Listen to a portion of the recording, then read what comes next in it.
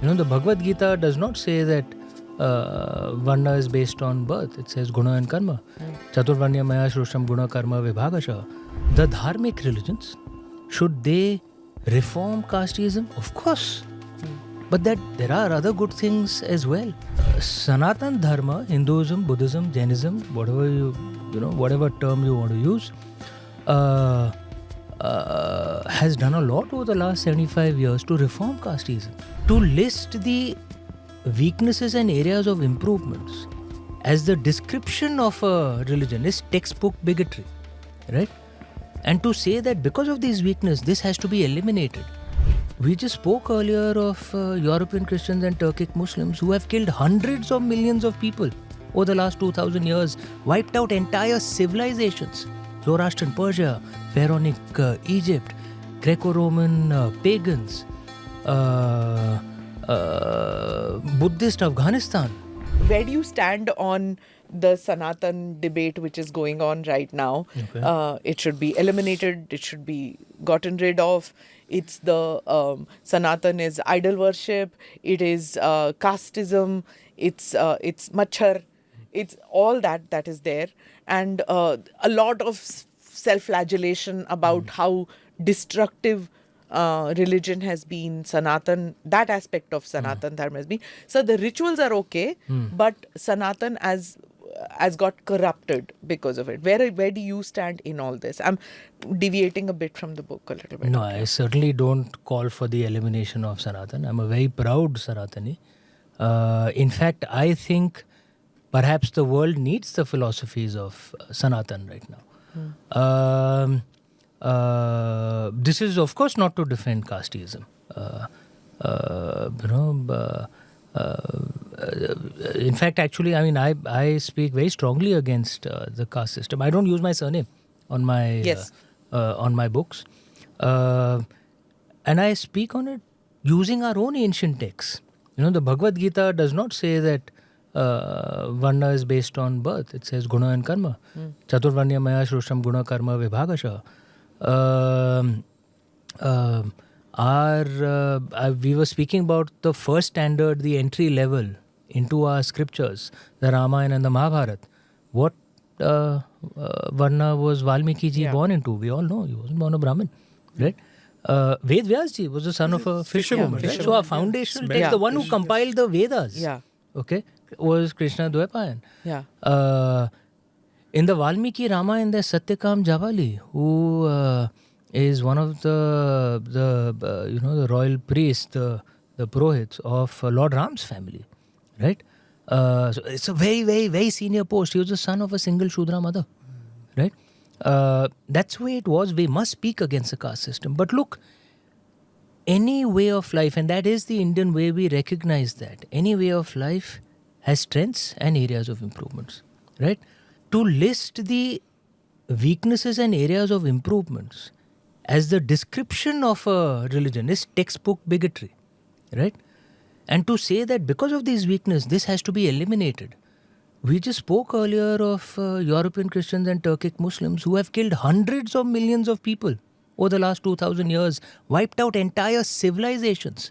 Zoroastrian Persia, Pharaonic Egypt, Greco-Roman pagans, Buddhist Afghanistan. Most heartbreakingly, all those wonderful ancient cultures in South America. Yeah, they've all been wiped out. So are you going to say the same thing about Christianity and Islam? I myself would oppose it, right? Because yes, should Christianity and Islam get over their visceral hatred for heathens and kafirs and the need to do violence against them? Yes, they should, right? But there are other very good things in Christianity and Islam and we should learn from, right? Similarly, should the dharmic religions, should they reform casteism? Of course. But that there are other good things as well. And I would like to point out that European Christians and Turkic Muslims have done very little to recognize the extent of death and destruction they've dealt in the last 2000 years, right? They probably killed more biomass than anyone else in the history of life itself, right? Simply because they worshipped idols, right? But Sanatan Dharma, Hinduism, Buddhism, Jainism, whatever term you want to use, has done a lot over the last 75 years to reform casteism, to reduce it, right? The reservation system that we have is the largest positive discrimination program, the largest affirmative action program in the history of humanity, right? The West does very little to its historical, to those it has oppressed. So I would say this is deeply unfair. There are two fault lines, okay, in our tradition. One is caste, the other is religion. The mass massacre of Hindu, Buddhist, Jains over the last 1,000 years, and the other is caste. We've done a lot on caste, right? I'm not saying it's perfect. Don't get me wrong. Yeah. Right. But extermination is not the answer. But we've actually done a lot compared to what the Abrahamic religions have done to recognize what they have done to all the ancient religions. We've done a lot on the caste. We have to do a lot more. I'm not denying that.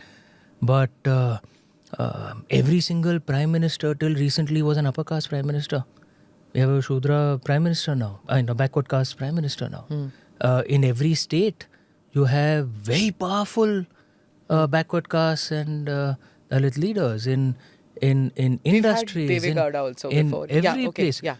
No, I meant full-term prime minister. Full-term Yeah. prime minister, right? Mayawati ji, and across so many chief states, ministers. politically, True. in business, in so many other areas, we have. I'm not saying it's perfect, but we made a lot of forward movement. And like I said, if you want to look at areas of improvement, there are massive areas of improvements in other religions as well. You're not calling for their elimination, is it? So this is, in my opinion, perhaps textbook bigotry. I don't know who, but if you're saying eliminate Sanatan, no. Yeah.